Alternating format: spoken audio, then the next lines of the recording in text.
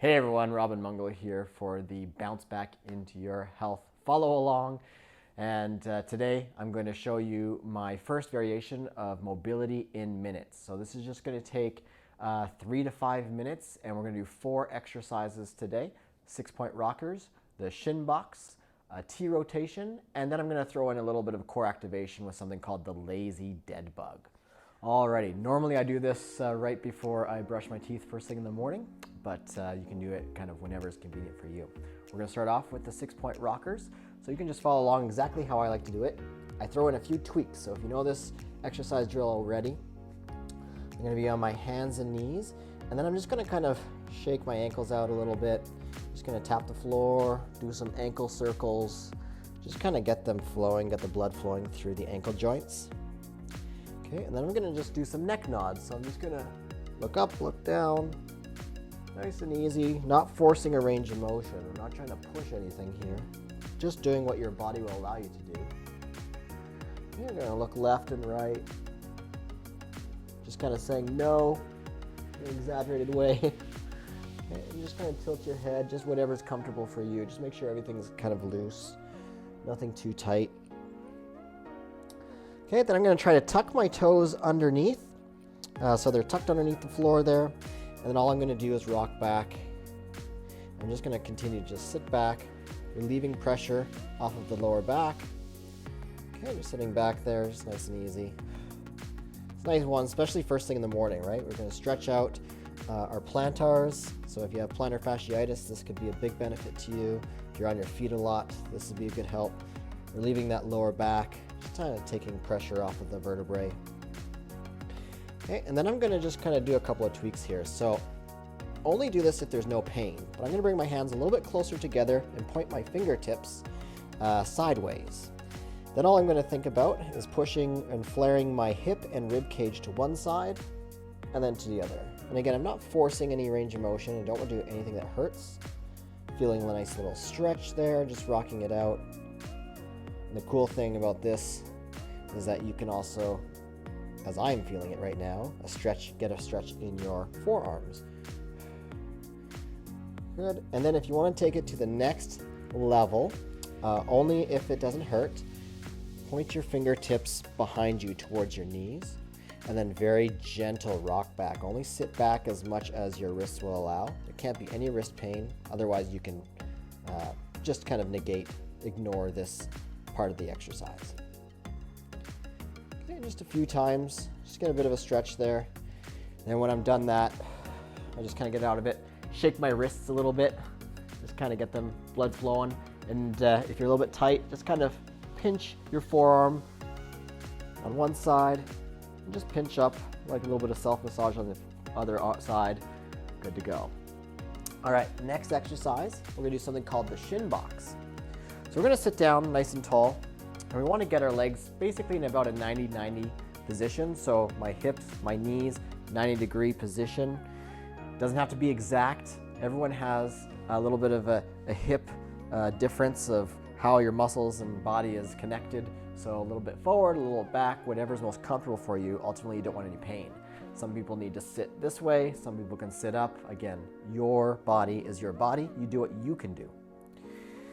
From here, in my 90-degree position, I'm just going to lean forward, get my chest over top of my knee, only as much as I can. Okay, feel a nice stretch. Okay. When I'm in this position, I'm going to do a couple of things. First one, just about 3 times, I'm going to raise my knee up off the ground, only as much as I can, whatever my legs will allow. Okay, and the hard one, and for some reason I think about ping pong, but pretend your ankle is a ping pong racket and you're just popping it up there, knocking the ping pong back to somebody. 3 to 5 times, usually pretty good. Again, not forcing the range of motion. If you can't do this, don't worry. You don't have to. Okay, then I'm going to sit up. I'm going to try to keep my feet glued to the floor and then just rotate to the other side. I'll just shift over for camera purposes, but basically we want to shift over to the other side and then we're going to repeat. So I'm going to reach down, get a nice stretch. Okay, and then that back knee there, so you can get that knee up off the ground. Okay, and then ping pong with that ankle. Pop up. This side is way harder than the other side for me. a little bit of a strain, but not too bad. Feels kind of good. Okay. Now, if all of that is a little bit too challenging, there's another version of the shin box here where you can start like here and then just roll behind you and then go into the next side. Both are great for your hip mobility, opening up those hips. So if you find that you like this version better,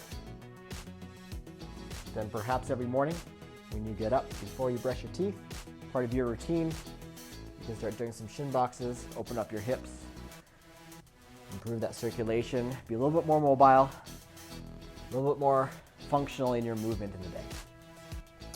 All right, third exercise called the T rotations. Pretty simple. Start on my hands and knees.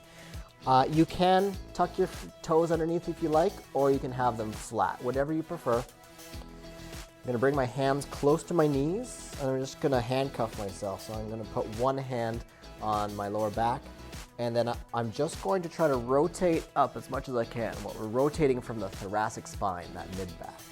So I'm just thinking here, I'm at my elbows pointing at 9 o'clock. Just see if I can point it to 12 o'clock. And again, I'm not forcing the range of motion. I'm just doing whatever my body's going to allow, okay? Almost as if you were doing a craft down here and peeking up saying, hey, how's it going? And then coming back down, okay? A lot of times people ask, how many reps should I do for this stuff? I kind of use a 5 to 10 repetition range as a guideline, but I really do want people to kind of think about their own body and do what kind of comes natural, right? What feels good? If you're doing this exercise and you're feeling a stretch, you're feeling things are kind of loosening up, but they're not quite loose yet, keep going. If you're doing this and it's super mobile, you're ripping through this, you're not really getting much out of it, a fewer amount of reps may be all you need. Okay. So that would be the mobility part. Now we're just going to do a little bit of core activation. So I'm going to do something called the lazy dead bug. You don't have to have this, but if you have a belt or resistance band, you can use this to make sure your core is actually working. So a lot of people do this exercise and they don't actually activate their core. So it's not really doing what it's supposed to do. So what I'm going to do is I'm going to put this resistance band underneath my lower back. And what happens here is my goal, I'm going to lie down nice and easy, is I'm going to engage my abdominals. I want to brace my abdominals, kind of tuck my tailbone, so I'm flattening my back into the mat. Now, I should be able to I can't pull this out of my back. Now, if my core is not engaged, I'm going to be able to pull this out really easily. We don't want that.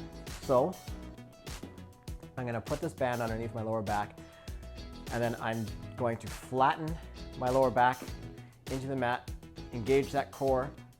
Good. I can't pull it out. That means my core is engaged.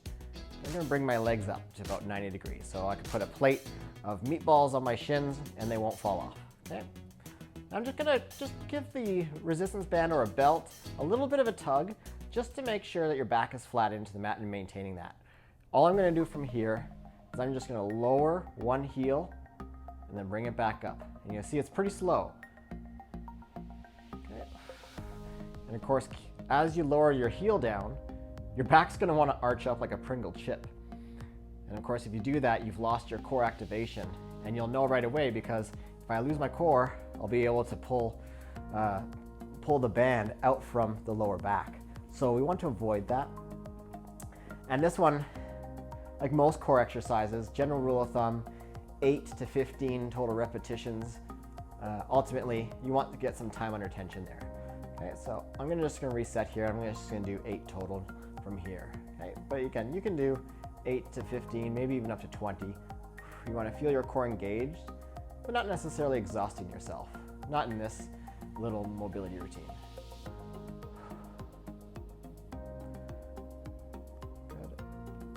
And for those of you who don't know me, I'm notoriously terrible at counting. Usually beyond 3, I've lost count. So I always tend to go by the rule of 2. If I'm working out really hard, I want to go to 2 reps short of failure. If I'm working out really easy like this, just want to engage, I want to feel those muscles engage It's starting to get hard. I do 2 more and then I'm done. Very good. And done. All right, so that is my mobile in minutes, I guess with a little bonus core exercise in there. And you're welcome to practice that. You could do that every day if you wanted to. I'm gonna show a few more mobility in minute routines as I go through the bounce back into health follow along. Hope you have a wonderful day, everybody, and I'll be back with another video talking about basically fruits and vegetables and things like that from a nutrition side to help improve your health. Take care, everybody.